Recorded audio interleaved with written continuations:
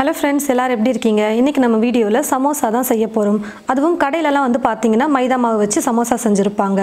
நம்ம வீட்ல கோதுமை மாவு வச்சு நல்ல ஹெல்தியா வெங்காய சமோசா செய்ய போறோம். வாங்க எப்படி செய்யறதுன்னு பார்க்கலாம். சமோசாக்கு முதல்ல மாவு வந்து நம்ம பிசைஞ்சு வச்சுக்கலாம். முதல்ல சமோசா ஷீட் ரெடி பண்ணி வச்சிட்டோம்னா சமோசா செய்யிறது ரொம்பவே ஈஸி. ஒரு பாத்திரத்துல கோதுமை மாவு எடுத்துர்க்கேன். 200 கிராம் அளவுக்கு கோதுமை மாவு நான் எடுத்து வச்சிருக்கேன். உப்பு தேவையான அளவுக்கு சேர்த்துக்கிறேன். நல்லா mix பண்ணி விட்டுக்கிட்டு கொஞ்சம் கொஞ்சமா தண்ணி சேர்த்து இப்போ mix பண்ணிக்க போறேன். சப்பாத்திக்கு நம்ம மாவு எப்படி பிசையுமோ அது போல பிசைஞ்சாலே போதும். பாருங்க फ्रेंड्स, மாவு வந்து பிசைஞ்சதுக்கு அப்புறமா நம்ம அப்படியே எடுத்து வச்சிடலாம். அதுக்குள்ள நம்ம சமோசா உள்ள நம்ம ஸ்டஃப் பண்றதுக்கு வெங்காயத்தை ரெடி பண்ணிக்கலாம். ஸ்டவ்வை பத்த வச்சிட்டு ஸ்டவ் மேல ஒரு கடாய் வச்சிருக்கேன். கடாய் நல்லா சூடேறினதும் எண்ணெய் சேர்த்துடுறேன். எண்ணெய் நல்லா காஞ்சதுக்கு அப்புறமா வெங்காயம் சேர்த்துக்க போறேன். 5 பெரிய வெங்காயம் எடுத்து நல்ல மெல்லிசா நீளமா இது போல கட் பண்ணி வச்சிருக்கேன் பாருங்க. இப்போ இந்த வெங்காயத்தை கடாயில சேர்த்துடுறேன்.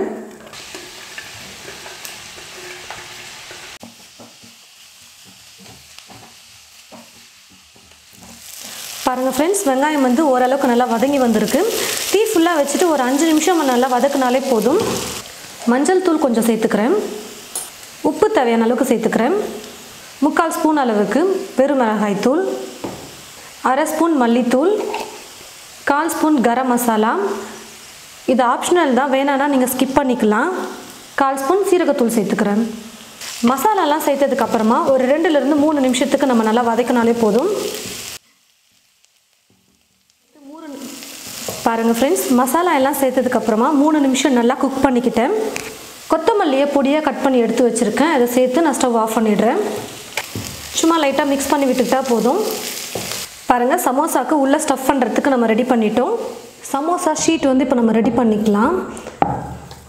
மாவை வந்து இந்த மாதிரி நல்லா உருட்டிக்கிட்டு ஒரே சைஸ்ல கட் பண்ணி எடுத்துக்கலாம்.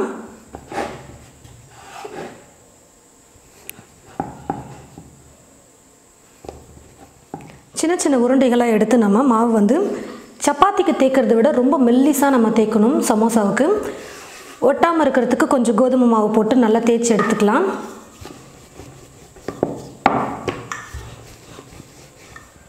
பாருங்க फ्रेंड्स, இந்த மாதிரி நல்லா மெல்லிசா நம்ம தேய்ச்சி எடுத்துக்கணும். அப்பதான் சமோசா ஷீட் வந்து நல்லா பெர்ஃபெக்ட்டா வரும். எந்த அளவுக்கு நல்லா மெல்லிசா தேய்க்க முடியுமோ அந்த அளவுக்கு தேய்ச்சி எடுத்துக்கோங்க. ஸ்டவ் பத்த வச்சிட்டு ஒரு தோசைக்கல் வச்சிருக்கேன். தோசைக்கல் நல்லா சூடேறினதும் தேய்ச்சி வச்சிருக்கிற மாவை போட்டு நம்ம ஒரு பக்கம் 10 செகண்ட் குக் பண்ணா போதும். அதுக்கப்புறம் திருப்பி ஒரு 10 செகண்ட் குக் பண்ணா போதும். சப்பாத்தி மாதிரிலாம் வேகக்கூடாது. இப்போ பாருங்க, 2 பக்கமும் நான் குக் பண்ணிட்டேன். இதை எடுத்துக்கிறேன். போட்டதுமே 10 செகண்ட் தான் விடணும், அதுக்கு மேலாம் விடவே கூடாது. டக்குன்னு திருப்பிட்டு எடுத்துருங்க. இதே போல் எல்லாத்தையுமே நம்ம ஷீட்டாக ரெடி பண்ணி எடுத்துக்கலாம். இப்போ இந்த ஷீட்டை நம்ம சமோசா ஷீட் போல் நம்ம கட் பண்ணி எடுத்துக்கலாம். முதல்ல 4 பக்கம் கார்னர்லேயே நம்ம கட் பண்ணி எடுத்துட்டோம்னா கரெக்டாக இருக்கும்.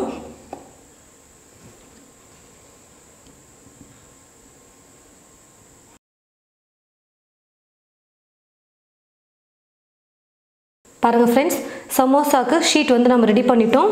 இதே போல் எல்லா மாவையும் தேய்ச்சி நம்ம இது போல் கட் பண்ணி எடுத்துக்கலாம். ஒரு சின்ன கப்பில் 2 ஸ்பூன் அளவுக்கு மைதா மாவு எடுத்து கொஞ்சம் தண்ணி சேர்த்து நல்லா மிக்ஸ் பண்ணி வச்சுக்கிறேன். நல்லா கெட்டியாக ஒரு பேஸ்ட் போல் நம்ம ரெடி பண்ணிக்கணும்.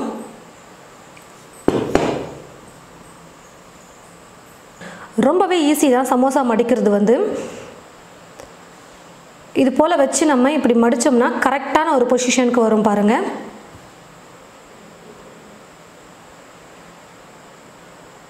அவ்வளோதான். ஷீட் வந்து இப்போ நம்ம அப்படியே மடிச்சிட்டோம்னா சமோசா ஷீட் வந்து கரெக்டாக இருக்கும்.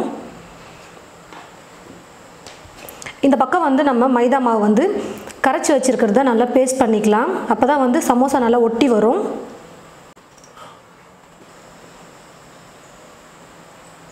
இப்படி மடிச்சிட்டு திருப்பி நம்ம இப்படி மடித்தோம்னா கரெக்டாக வந்துடும்.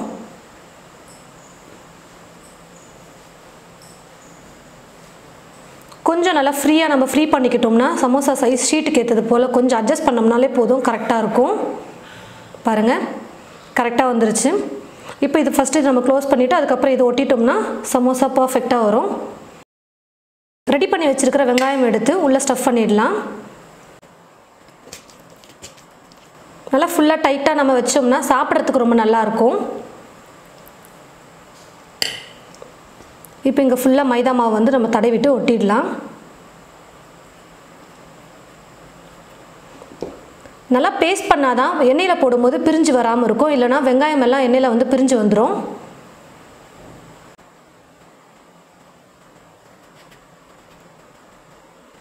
பாருங்கள் ஃப்ரெண்ட்ஸ், சமோசா ஷேப் பாருங்கள், கடையில் விற்கிற மாதிரியே இருக்குது பாருங்கள். இவ்வளோதான், ரொம்பவே ஈஸி சமோசா செய்கிறது.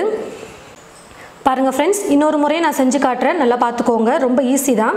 ஒரு சைடு மட்டும் நம்ம பேஸ்ட்டை வந்து நல்லா அப்ளை பண்ணிக்கணும். இப்போது இந்த கார்னரில் இப்படி மடித்தோம்னா கரெக்டாக பர்ஃபெக்டாக வரும்.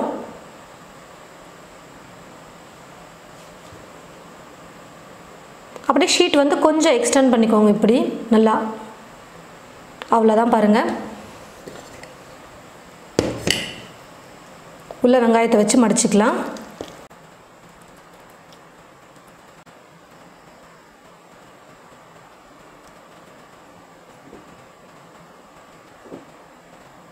நல்லா டைட்டாக நம்ம இழுத்து நம்ம ஒட்டிட்டோம்னா கரெக்டாக இருக்கும்.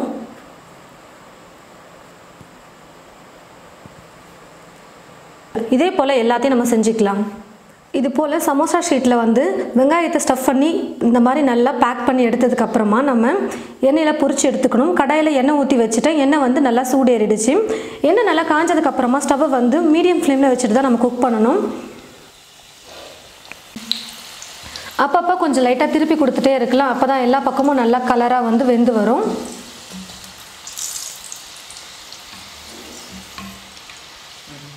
பாருங்கள் ஃப்ரெண்ட்ஸ், சமோசா வந்து நல்லா வெந்து கலராக வந்துருச்சு பாருங்கள். இப்போ நான் எடுத்துக்கிறேன்.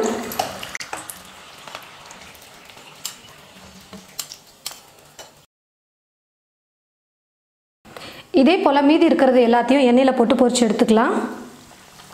பாருங்கள் ஃப்ரெண்ட்ஸ், வெங்காய சமோசா ரெடி பண்ணிட்டோம். இது போல் நீங்களும் உங்களோட வீட்டில் ட்ரை பண்ணி பாருங்கள். ரொம்பவே ஈஸி தான். இது நாள் வரைக்கும் நம்ம கடையில் மட்டும்தான் வாங்கி சாப்பிட முடியும்னு நினச்சிருப்போம். ஆனால் வீட்லேயே நல்லா ஈஸியாக நல்லா டேஸ்டியாக செய்ய முடியும். அதுவும் நம்ம கோதுமை மாவில் செஞ்சுருக்கிறதுனால நல்லா சூப்பராக இருக்கும், ஹெல்த்தியாகவும் இருக்கும். பாருங்கள், மேலே வந்து நல்லா கிறிஸ்பியாக சூப்பராக வந்திருக்கு பாருங்கள். நீங்கள் ஒரு முறை ட்ரை பண்ணி பாருங்கள். வீட்டில் இருக்கிற எல்லாருமே ரொம்ப பிடிச்சிருக்குன்னு சொல்லுவாங்க. ட்ரை பண்ணி பார்த்துட்டு எப்படி இருக்குன்னு மறக்காமல் கமெண்ட் பாக்ஸில் வந்து கமெண்ட் பண்ணுங்கள். இந்த வீடியோவை மற்றவங்களுக்கும் ஷேர் பண்ணுங்கள். இது போல் நிறைய ரெசிபீஸ் பார்க்க இந்த சேனலை மறக்காமல் சப்ஸ்கிரைப் பண்ணி வச்சுக்கோங்க. கூடவே பக்கத்தில் இருக்கிற பெல் ஐக்கானையும் கிளிக் பண்ணிக்கோங்க. தேங்க்யூ.